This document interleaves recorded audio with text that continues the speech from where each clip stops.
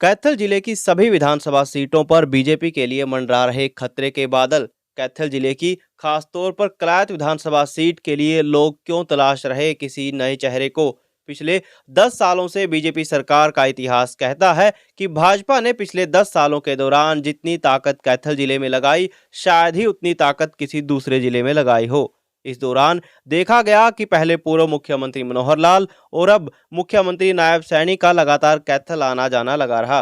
अब सवाल ये उठता है कि मुख्यमंत्री के कैथल जिले में आवागमन रहने के बाद भी भाजपा के लिए कैथल जिले की सभी विधानसभा सीटों पर खतरे के बादल क्यों मंडरा रहे हैं।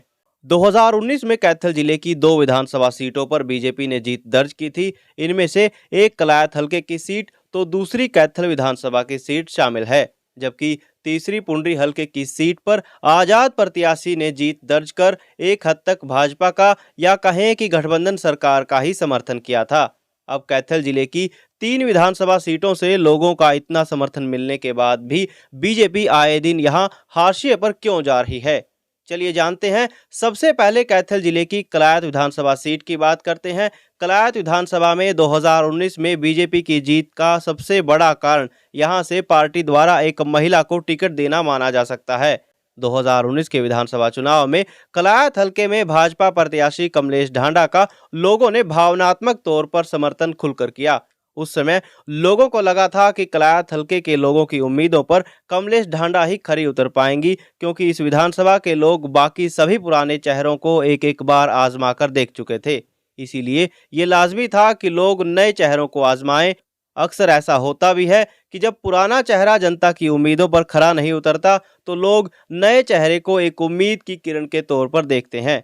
कलायत विधानसभा में 2019 के विधानसभा चुनाव में भी ऐसा ही कुछ हुआ।